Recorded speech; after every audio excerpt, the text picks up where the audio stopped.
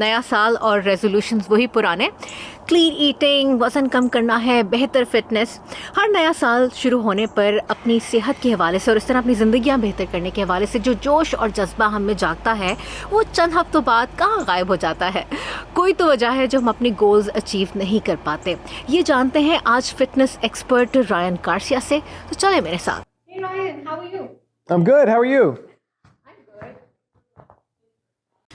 Okay Ryan, so it is that time of the year when اچھا Ryan, یہ سال کا وہ وقت ہے جب جم ممبرشپس بڑھ جاتی ہیں، اکثر لوگوں کے نئے ریزولوشنز ہوتے ہیں فٹنس اور وزن کم کرنے کے، مگر کچھ دنوں بعد ہم ان پر قائم نہیں رہ پاتے۔ ایسا کیوں ہوتا ہے؟ Somewhere down the lane we just lose sight of our goals. So why does this happen?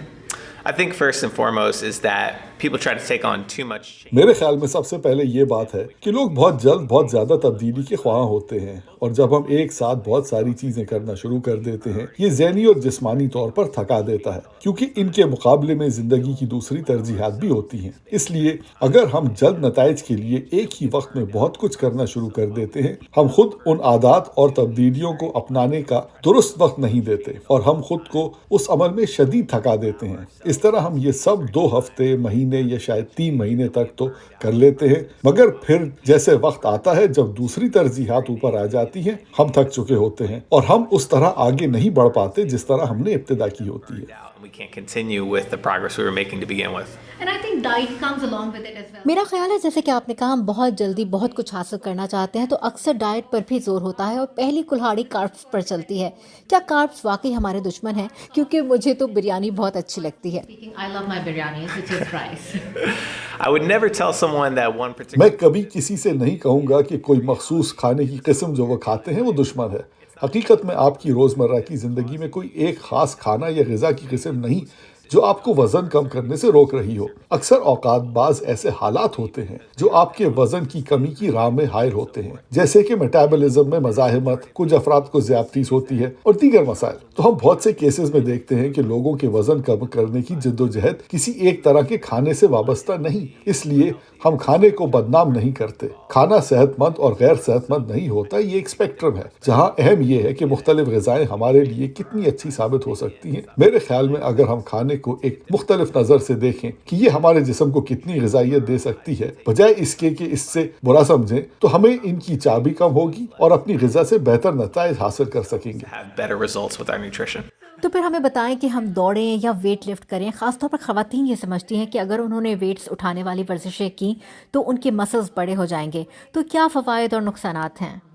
It's a huge misconception about weightlifting is that یہ ویٹ لفٹنگ کے بارے میں بہت بڑی غلط فہمی ہے کہ ہم بھاری جسامت کے ہو جائیں گے۔ در حقیقت پٹھے ایک مخصوص سطح سے زیادہ نہیں بڑھ سکتے، تو مردوں اور عورتوں میں سے کسی کو بھی ویٹ لفٹنگ کرنے سے خوفزدہ نہیں ہونا چاہیے۔ غالباً باقاعدگی کے ساتھ ویٹ لفٹنگ کرنا وہ سب سے زیادہ فائدہ مند کام ہے جو اپنے جسم کے لیے ہم کر سکتے ہیں۔ یہ بغیر چربی کے جسمانی اعضاء کی نشو و نما کرتا ہے، یہ ہڈیوں کو کثیف اور مضبوط کرتا ہے، یہ انرجی لیولز بڑھاتا ہے، یہ انسولین ریزسٹنس کو بہتر کرتا ہے۔ تو یہ غالباً وہ بہترین ورزش ہے جو آپ اپنے لیے کر سکتے ہیں۔ مگر یہ سب کہنے کے بعد میں یہ بھی کہوں گا کہ کسی بھی قسم کی ورزش آپ کے لیے بری نہیں۔ کارڈیو بری نہیں، ویٹ لفٹنگ بری نہیں، یوگا، پلاٹیز سب ہمارے لیے کام کر سکتے ہیں۔ یہ اس پر منحصر ہے کہ ہم انہیں اپنے طرز زندگی میں کیسے متوازن طریقے سے شامل کرتے ہیں، اور سب سے پہلے یہ کہ اس کی شروعات حقیقت پسندی کے ساتھ کی جائے۔ and start with what's realistic for us. So Ryan, if I ask اچھا رائن، اگر میں آپ سے یہ پوچھوں کہ اگر کوئی ایک ٹپ ہے جو آپ بطور ایکسپرٹ دینا چاہیں، کوئی ایک عادت جو لوگوں کو اپنانی چاہیے،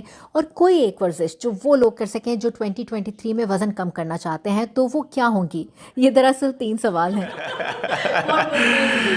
Well, I'll answer 2 of those. If I could give one, میں ان میں سے 2 کو جواب دوں گا۔ اگر میں 2023 کے لیے ایک تجویز دینا چاہوں گا تو وہ ہوگی کہ اپنی نیند پر توجہ دیں۔ ہم سٹریس سے کیسے نمٹتے ہیں، ورزش کی تھکن کیسے اتارتے ہیں، کریونگز سے کیسے نمٹتے ہیں، ان سب کی بنیاد اچھی نیند میں ہے۔ اگر ہم صحیح سے سو نہیں رہے تو ہر چیز مشکل ہو جاتی ہے۔ تو پھر اگر فٹنس اور غذا سے باہر کسی چیز پر توجہ دینی ہے تو وہ اپنے سونے کی عادت پر توجہ دیں۔ اور اگر آپ ایک ورزش کر سکتے ہیں تو میں کہوں گا ہوگا کہ چہل قدمی کریں، اور یہ سننا شاید عجیب لگے اور یہ تجویز تو زیادہ تر ہی دی جاتی ہے، مگر پیدل چلنا شاید بہترین چیز ہے جو ہم اپنے لیے کر سکتے ہیں، خاص طور پر اگر ہم باہر قدرتی ماحول میں چلیں، تناؤ کم کریں، میٹابولک ریٹ بڑھائیں اور اپنے جسم کو تواتر کے ساتھ حرکت میں رکھیں۔ تو اگر آپ صرف ایک ہی ورزش کر سکتے ہیں تو باہر جائیں اور واک کریں۔ Get outside and walk. Thank you, Ryan. Happy New Year.